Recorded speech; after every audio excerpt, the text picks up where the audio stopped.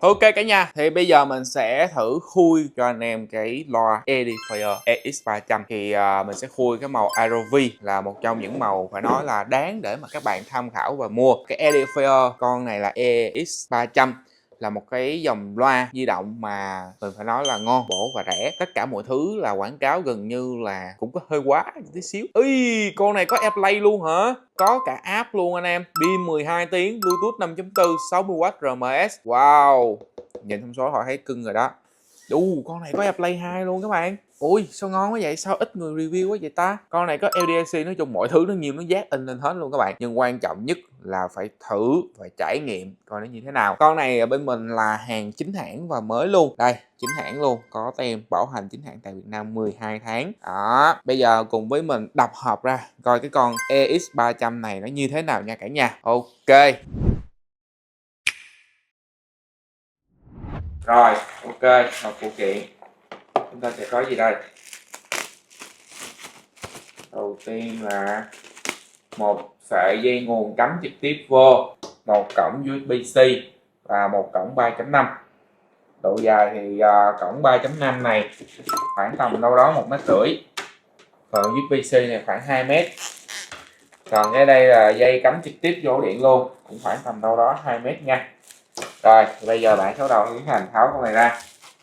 Mình không có làm theo kiểu kia nữa, làm theo kiểu ngày xưa các bạn, nó gần gũi với mọi người hơn. Và vì cũng rất nhiều sản phẩm nên là mình cũng tranh thủ làm để quay cho cả nhà.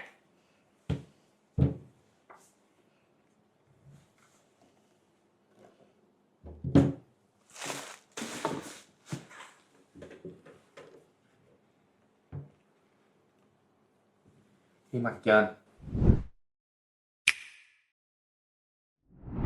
Ok, đây là cái chiếc loa mà mình mới vừa cua ra. Thì nặng có 4,6 kg thôi các bạn. Chúng ta sẽ có nút nguồn, và ở đây chúng ta sẽ có tăng giảm chỉnh đèn. Nó sẽ có một cái đèn nhỏ nhỏ nằm ở phía dưới nè, phía dưới gầm á các bạn. Wow, con này có bộ thấy ngon ha. Phía sau là sẽ full trắng, có 2 cái lỗ hơi, và chúng ta sẽ có chứng chỉ là High Res Audio, cắm nguồn trực tiếp điện từ 100 đến 240, 600 mAh, 60W đó. Ở đây thì cắm USB in, AUX. Wow, con này thật sự là thấy khá là ok, nhưng mà nhìn giống Alpha World quá ha. Nhìn hao hao giống Alpha World á.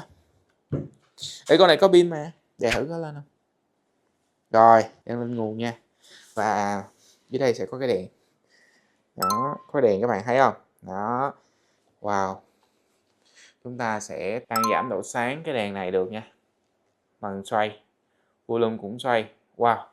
Con này mình thấy khá là hay các bạn. Các bạn nên thử trải nghiệm coi nó như thế nào nha. Ở đây nè. Đó, giảm, tăng, volume cũng vậy. Bluetooth B sao? Rồi, bây giờ mình sẽ thử vô setup cái con này các bạn coi như thế nào nha.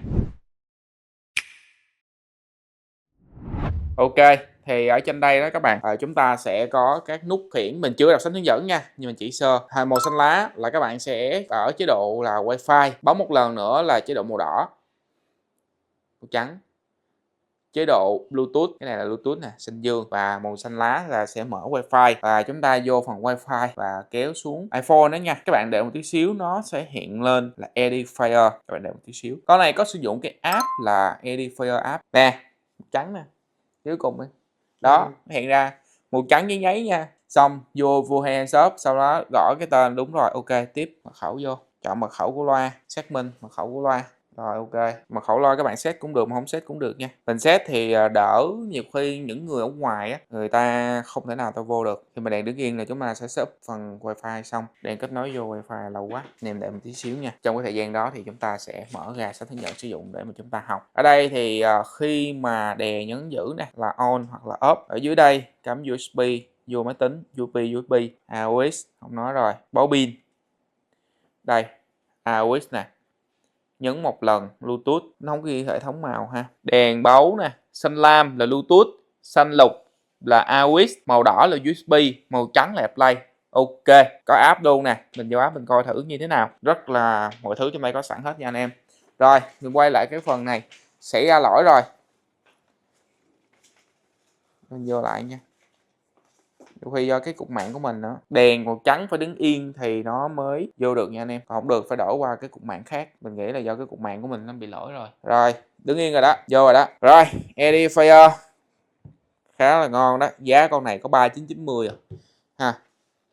Lưới này cứng quá mình không có mở được, là bữa sau mình mở được. Lo này đã được kết nối với vua handshop, mình sẽ kéo xuống, vuốt xuống và hiện lên. Ok, vô. Quá hay, quá tuyệt vời. Cho có một mẫu loa di động giá rẻ 3.990 ES300 nha các bạn. Bây giờ mình sẽ thử trải nghiệm test loa cái con này như thế nào. Con này cái công suất là 60W nha anh em.